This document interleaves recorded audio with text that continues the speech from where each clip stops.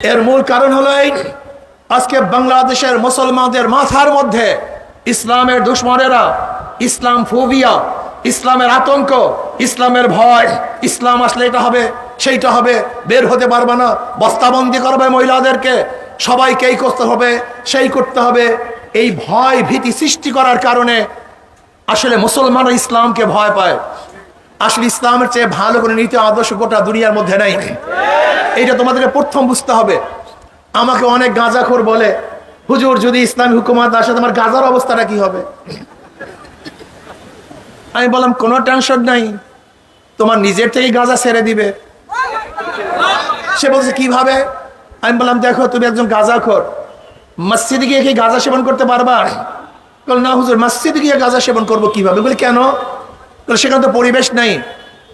আমি বললাম দেখো, যেরকম মসজিদে পরিবেশ না থাকার কারণে তুমি সেখানে গাঁজা সেবন করতে পারো না, ইসলাম হুকুমত আসলে গোটা বাংলাদেশে এমন পরিবেশ হবে যেখানে গাঁজা সেবন করতে পারবো না। তো তোমার সমস্যা কি? বলে হুজুর তা তো সমস্যা নেই, তার তো কোনো সমস্যা নেই। মহিলারা মনে করি ইসলাম যদি ক্ষমতায় আসে ঘরের থেকে নামতে পারবো না, বের হতে পারবো না, ব্যবসা করতে পারবো না, চাকরি করতে পারবো না। অথচ জনাব মুহাম্মদ রাসূলুল্লাহ সাল্লাল্লাহু আলাইহি ওয়াসাল্লাম প্রথম ব্যবসা শুরু হয়েছে আম্মাজান খাদিজা কুবরা রাদিয়াল্লাহু তাআলা আনহার ব্যবসার মাধ্যমে। তিনি বহুত বড় ধনী ছিলেন। ইসলাম আসলে অনেকে মনে করে শিক্ষিত হতে পারবো না, অথচ আম্মাজান আয়েশা সিদ্দিকা রাদিয়াল্লাহু তাআলা আনহাকে বাদ দিয়ে কোনো মুহাদ্দিস হাদিস রওয়ায়াত করবে এরকম কাউকে পাওয়া যাবে না।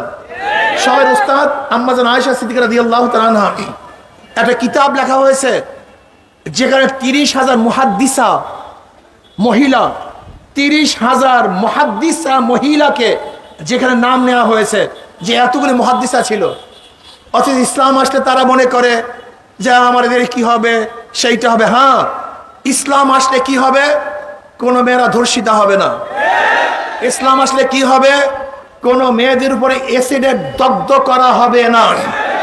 ইসলাম আসলে কি হবে? জাহাঙ্গীর ইউনিভার্সিটির 100 মেয়েকে ধর্ষণ করার পরে সেঞ্চুরি পালন করা হবে না। ইসলাম আসলে কি হবে? কোন মহিলাকে ধর্ষণ করার পরে হত্যা করা হবে না। ইসলাম আসলে কি হবে? কোন বিধবা মহিলা না খেয়ে থাকবে না। ইসলাম আসলে কি হবে? প্রত্যেকটা মহিলার অধিকারকে বাস্তবায়ন করা হবে। ইসলাম আসলে কি হবে? আমার প্রত্যেকটা মা বোনকে সম্মানিত করা হবে, ইজ্জত দেওয়া হবে, তাদের মর্যাদাকে বাড়িয়ে দেওয়া হবে। অথচ তোমরা কি করেছ?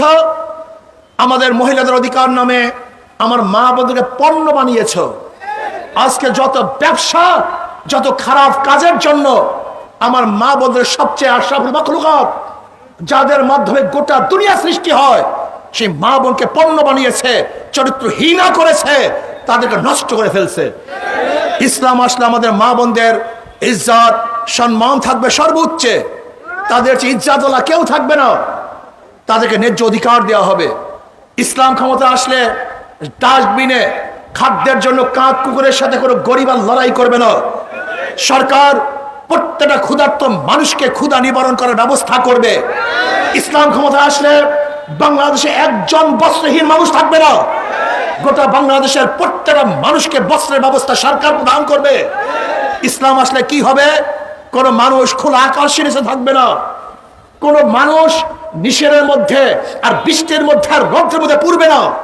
ইসলাম আসলে প্রত্যেকটা জনগণের যাদের ঘর নাই তাদের ঘরের ব্যবস্থা সরকার করতে বাধ্য হবে। ইসলাম আসলে কি হবে? চুরি থাকবে না, ডাকাতি থাকবে না, ঘুষ থাকবে না, দুর্নীতি থাকবে না।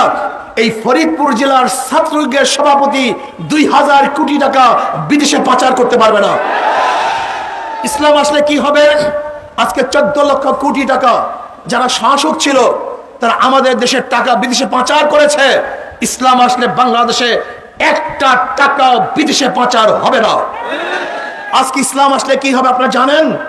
যেরকম আজকে ব্যাংক থেকে 98,000 কোটি টাকা লুটপাট হয়ে গেছে, ইসলাম আসলে একটা টাকাও লুটপাট করা হবে না। ইসলাম আসলে কি হবে? আজকে গোটা বাংলাদেশের অর্থনীতি মাত্র 20-25 পরিবারের কাছে। ইসলাম আসলে সুষম বন্টন করা হবে। প্রত্যেকটা মানুষ তারা বাংলাদেশের টাকা নিয়ে উপকৃত হবে, ব্যবসা করতে পারবে।